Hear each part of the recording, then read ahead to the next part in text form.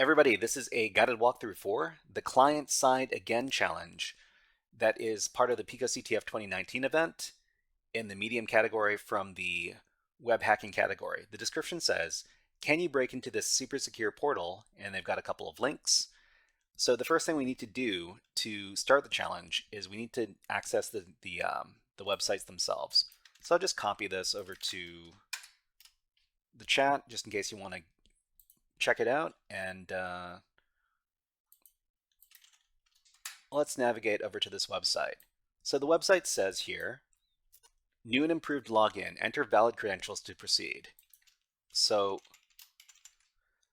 we don't know what the valid credentials are. We could, just type in any old thing, click on verify, and then we get a message here that says incorrect password. So what we need to do is we need to figure out what is vulnerable inside this particular web page to finish the challenge. So how are we going to do that? So the first thing that we tend to do when we're faced with these kind of challenges is we take a look at the web page source. So to look at the source, you can right click and then select view page source. This will give you the code that was used to create the page. So usually inside the page source, there are a bunch of notes, there's a bunch of sources, there might be some comments, but in this case, there's something very, very obvious that's sitting out in the open. And in this case, it's these script tags here. So the script tags here, they instruct the web browser to run some JavaScript. And in this case, they've got a really lengthy section of JavaScript. So what this is, it's kind of obfuscated, but there are some good parts here. So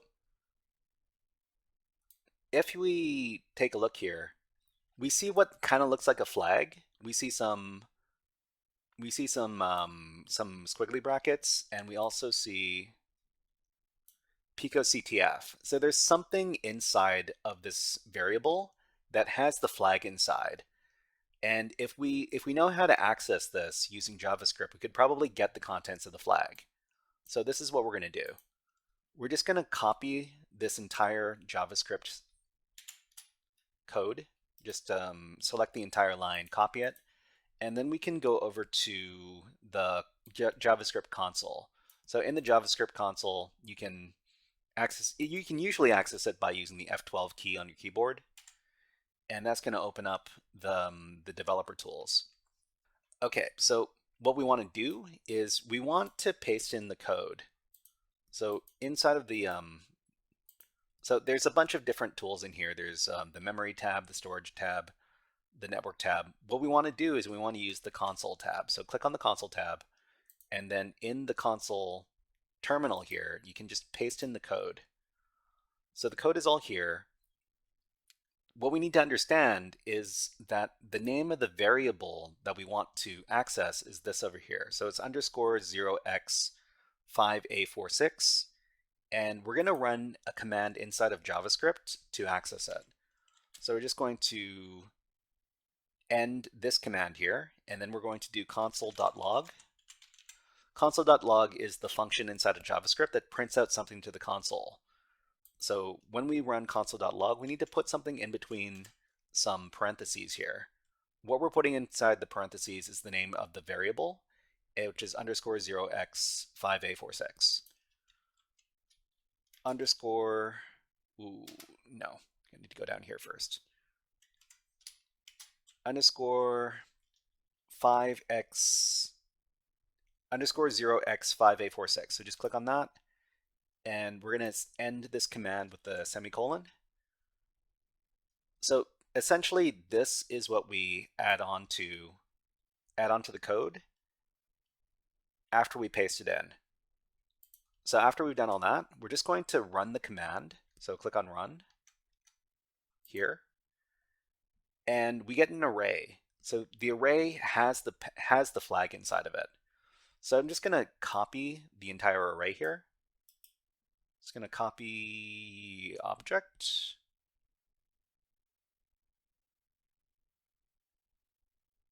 Copy object. Okay, and then we're going to go over to our terminal. And inside the terminal, we're going to paste in the code. And we're just going to put it in order. So we know that this is probably the start of the flag if we've taken a look at other flags. And we probably know that this is the end of the flag because the flag is going to start with the open bracket and it's going to end with the ending bracket. So the other parts of this array here, we can just delete them. We'll just delete the stuff that we don't think is the flag. So we think that this is the flag, and we just need to reorder it. So we're just going to complete the flag. So picoCTF, not this again. I'm just going to copy this.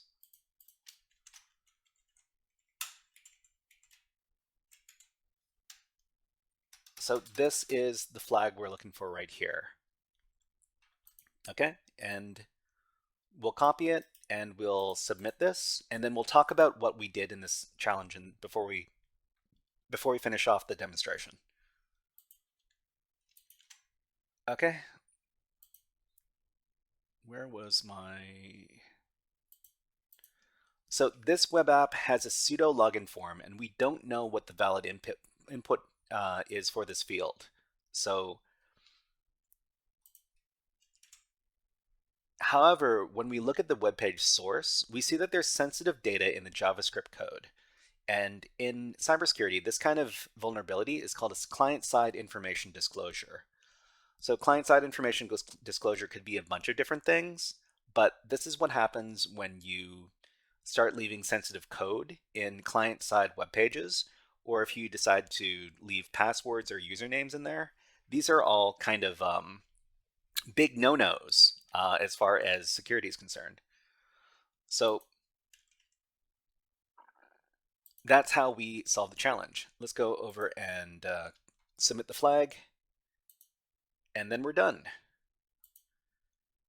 Everybody, this was a guided walkthrough for the Client Side Again challenge from the picoCTF 2019 event.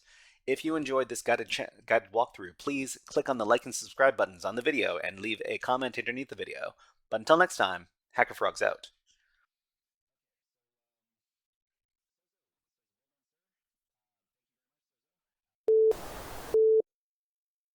Hey there, HackerFrogs!